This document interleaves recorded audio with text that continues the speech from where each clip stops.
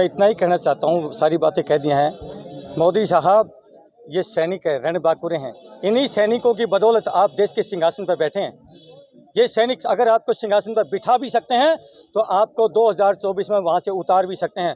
आपके लिए एक छोटी सी विनती है, भगवान आपको सद्बुद्धि दे। या तो आप जाग जाइए। लगभग 82-83 दिन हो चुके हैं, आपने इतनी जहमत नहीं समझी कि आप सैनिक वहाँ पर चिलचिलाती धूप में बैठे हैं। आपका कोई एक नुमाइंदा नहीं आया। ये दर्शाता आपका अहंकार क्या है, आपका एरोगेंटनेस क्या है। ये बेटा चिल्ला मत इस बात का वो तो करना इलम।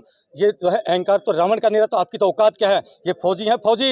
ये फौजी जब अंगड़ाई लेता है पूरे देश का सिंहासन डोलता है। और मुझे पूरा यकीन है इस माँ भारती के वीर सपूत रणबांकुरे खड़े हो चुके हैं। और 2024 में आपकी रावण वाली नाव में अगर तीर ना लगे तो मुझे कह देना, एक सच्ची आत्मा के साथ एक फौजी ललकार रहा है। या तो जाग जाइए और या फिर होशियार हो जाइए। रावण की नाव में तीर मारने के लिए ये फौजी भाई तैयार है। आर पार की लड़ाई साहब। हमारे साथ जो भेदभाव हुआ है one rank one pension part 2 में, उसके लिए लगातार 20 फरवरी से 2023 से हमारा धरना जंतर मंतर पर जारी है।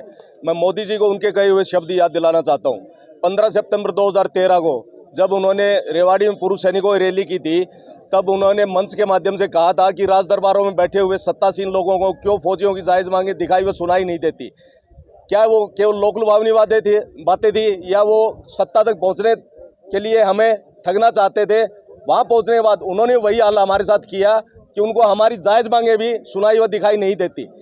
हम अपनी जायज़ मांग लगातार उसके लिए प्रदर्शन जारी रहेगा। हम अपना हक लेकर रहेंगे, चाहे इसके लिए हमें कितना ही बड़ा संघर्ष करना पड़े, कितना ही लंबा आंदोलन करना पड़े, कितनी आर पार की बाजी लगानी पड़े, चाहे अपने प्राण न्यौछावर क्यों ना करने पड़े, हम किसी भी सूरत में पीछे नहीं हटेंगे। हमें हमारा हक चाहिए। हम अपनी जायज़ मांगे मान रहे हैं, हमारे फौजी भाइयों की जायज़ मांगे मान रहे हैं। इन अंधी व बहरी सरकार को दिखाई दे जाना चाहिए, नहीं तो हमें सुनाना आता है और हम अपना हक लेकर रहेंगे।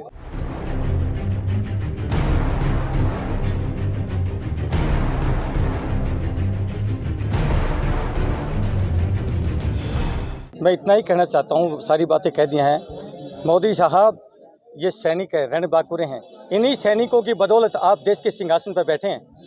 ये सैनिक अगर आपको सिंहासन पर बिठा भी सकते हैं तो आपको 2024 में वहाँ से उतार भी सकते हैं। आपके लिए एक छोटी सी विनती है, भगवान आपको सद्बुद्धि दे। या तो आप जाग जाइए। लगभग 82-83 दिन हो चुके हैं, आपने इतनी जहमत नहीं समझी कि आप सैनिक वहाँ पर चिलचिलाती धूप में बैठे हैं। आपका कोई एक नुमाइंदा नहीं आया। ये दर्शाता आपका अहंकार क्या है, आपका एरोगेंटनेस क्या है। ये बेटा चिल्ला मत इस बात का वो तो करना इलम। ये जो है अहंकार तो रावण का नहीं रहा, तो आपकी तो औकात क्या है। ये फौजी हैं, फौजी।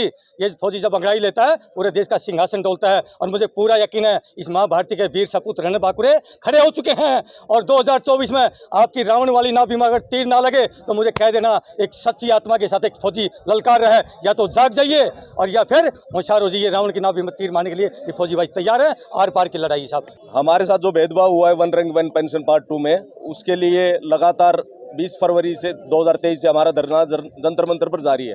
मैं मोदी जी को उनके कहे हुए शब्द याद दिलाना चाहता हूँ। 15 सितंबर 2013 को जब उन्होंने रेवाड़ी में पुरुष सैनिकों की रैली की थी, तब उन्होंने मंच के माध्यम से कहा था कि राज दरबारों में बैठे हुए सत्तासीन लोगों को क्यों फौजियों की जायज़ मांगे दिखाई व सुनाई नहीं देती।